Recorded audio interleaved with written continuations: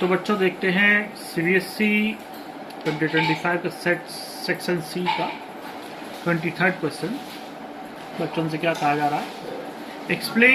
Briefly explain Einstein photo electric equation.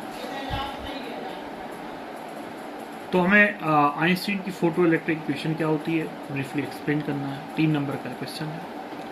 उसके बाद इसी का न्यूमेरिकल उन्होंने पूछ लिया। 4 metals with their work functions are listed below। 4 metals के वर्क फंक्शन दिए गए हैं। K = 2.3 इलेक्ट्रिक पोटेशियम का, सोडियम का 2.75 electron volt, molybdenum 4.17 electron volt and nickel का है 5.15 electron volt. The radiation of the wavelength 330 nanometre from a laser source placed 1 metre away. तो basically हमने 330 नैनोमीटर की लेजर सोर्स लिया जिसको 1 मीटर दूर रखा है। फॉल्स ऑन दिस मेटल्स, तो इन मेटल्स पर ये पड़ती है laser. Which of these metals will not show photo electric emission. तो कौन सा मेटल जो होगा जो फोटो इलेक्ट्रिक एमिशन शो नहीं करेगा। और क्या होगा, what will happen if the laser source is brought closer to a distance of 50 centimetre. तो अगर हम लेजर सोर्स को 50 सेंटीमीटर की मतलब 50 सेंटीमीटर पास लाते हैं तो क्या होगा। तो चलिए बेटे डेटा से लिख लेते हैं हम लोग। क्वेश्चन नंबर 23 है। Question number 23। तो बच्चों हमें वर्क फंक्शन सोडियम का दिया है। सोडियम का work function K that is 2.3 electron volt. फिर हमें पोटेशियम पोटेशियम था, सोडियम है, इसका वर्क फंक्शन दिया है 2.75 इलेक्ट्रॉन वोल्ट। फिर बेटा उसके बाद हमें दिया मोलिब्डेनम का वर्क फंक्शन 4.17 इलेक्ट्रॉन वोल्ट। उसका निकल का वर्क फंक्शन दिया है, ये दिया है 5.15 इलेक्ट्रॉन। तो फोटो इलेक्ट्रिक इक्वेशन जो है आइंस्टीन की ये क्या है, K max equal to kinetic energy of photon h nu minus 5। Okay, where h into frequency, अगर मैं न्यू की जगह h इंटू एफ लिख दूँ तो बहुत ज़्यादा अच्छा समझ में आएगा, into 5 that is equal to k। तो जो इलेक्ट्रॉन इस मैक्सिमम काइनेटिक एनर्जी से एमिट होता है, ठीक है, या यूँ कहें कि जो फोटोन होता है, फोटोन का कुछ हिस्सा वर्क फंक्शन ले लेता है और बाकी हिस्से से बाकी एनर्जी से काइनेटिक एनर्जी के फॉर्म में इलेक्ट्रॉन रिजेक्ट आउट हो जाता है मेटल सरफेस के लिए। तो अब हमें बेसिकली उसमें वर्क फंक्शन दे रखा है और यहाँ पर जो फोटोन है, फोटोन की एनर्जी HF होती है ना। फोटोन की जो एनर्जी होती H इंटू एफ।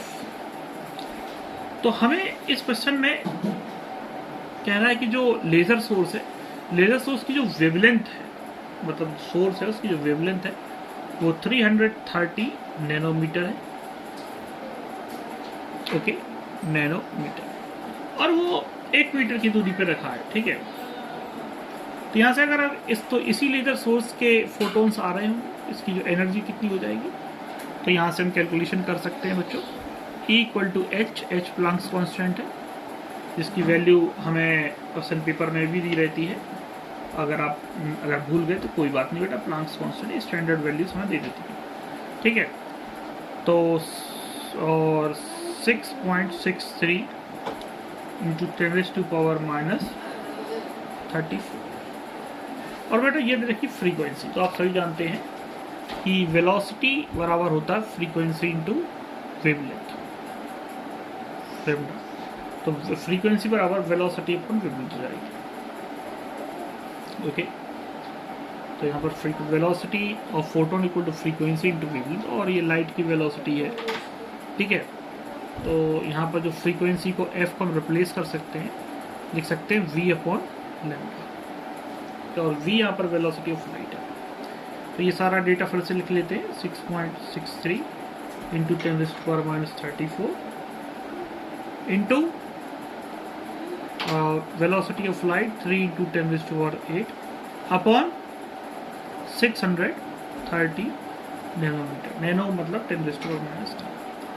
तो ये है हमारे फोटोन की एनर्जी जो हम निकालेंगे, और फोटोन की एनर्जी माइनस वर्क फंक्शन अगर हमारा, और उसको भी हमें कन्वर्ट करना पड़ेगा इलेक्ट्रॉन वोल्ट में। ओके, तो इलेक्ट्रॉन वोल्ट में कन्वर्ट करना पड़ेगा, तो हमें बेसिकली न्यूमरेटर को डिवाइड करना पड़ जाएगा 1.6 × 10⁻90। तो यहाँ से बेसिकली हमें फोटोन की एनर्जी निकलने आएगी। तो बच्चों ये क्वेश्चन आप कंसेप्चुअली समझें तो ये इस हिस्से से हमें बेसिकली मिलेगी फोटोन की एनर्जी, जो एच, जो हमारी जो बेसिक इक्वेशन है HF। तो अब कौन सा इलेक्ट्रॉन या कौन सा मतलब कि कौन सा metal photo electric effect show करेगा, तो अगर ये डिफरेंस पॉजिटिव आता है, ये डिफरेंस पॉजिटिव आता है, यहाँ पर इंडिविजुअली इन सब की वर्क फंक्शन दे रखा है, अगर ये डिफरेंस पॉजिटिव आता है तो इलेक्ट्रॉन जो है कुछ काइनेटिक एनर्जी के साथ बाहर निकलेगा, क्योंकि काइनेटिक एनर्जी कभी नेगेटिव नहीं हो सकती। आप थोड़ा करिएगा इसको अपने हिसाब से, ठीक है। अगर ये डिफरेंस पॉजिटिव आता है तो काइनेटिक एनर्जी पॉजिटिव होगी, और हम जानते हैं काइनेटिक नेगेटिव नहीं हो सकती। तो वो मेटल या तो वो इन चारों में से कोई भी हो सकता है, वो फोटो इलेक्ट्रिक इफेक्ट शो करेंगे। अगर ये डिफरेंस नेगेटिव आ जाता है तो इसका मतलब ये है कि वो जो मेटल है वो फोटो इलेक्ट्रिक इफेक्ट शो नहीं करे, ठीक है। अब हमसे दूसरे पार्ट में पूछा गया था कि अगर देखिए मैं इसको यहाँ पर शो कर रहा हूँ, ठीक है, ये देखिए, what will happen if the laser source is brought closer to the distance of 50 centimetre. तो अब लेजर सोर्स को अगर पास लाएंगे तो बेसिकली बेटा हमें तो निकालनी है फ्रीक्वेंसी, ठीक है। तो फ्रीक्वेंसी वेलोसिटी अपन वेवलेंथ, तो वेलोसिटी और वेवलेंथ पर डिपेंड करती है। वेलोसिटी ऑफ लाइट फिक्स है, वेवलेंथ भी फिक्स है, तो कोई असर नहीं पड़ेगा। तो आई होप बच्चों ये क्वेश्चन का मेथड आपको समझ में आया होगा। जो बायो वाले बच्चे हैं उनके लिए थोड़ी सी इक्वेशन कैलकुलेशन थोड़ा सा लेंदी हो सकता है, इसलिए वो इस चैप्टर की कैलकुलेशन प्रॉपरली प्रैक्टिस करें, ताकि वो उनको कैलकुलेशन, और जो मैथ्स वाले बच्चे हैं वो तो खैर इनको कर लेंगे, आसानी से कर लेंगे, ये नहीं कह रहा हूँ कर लेंगे, लेकिन बायो वाले बच्चों को थोड़ी सी ये प्रॉब्लम हो सकती है। तो बेटा ध्यान रखना इन चीज़ों को, कैलकुलेशन अच्छी खासी रहती है, तो आप इस बात का ध्यान रखें। तो अगर आपको वीडियो पसंद आता है तो इसको लाइक, चैनल को सब्सक्राइब करें, वीडियो को लाइक करें और शेयर करें। Thank you.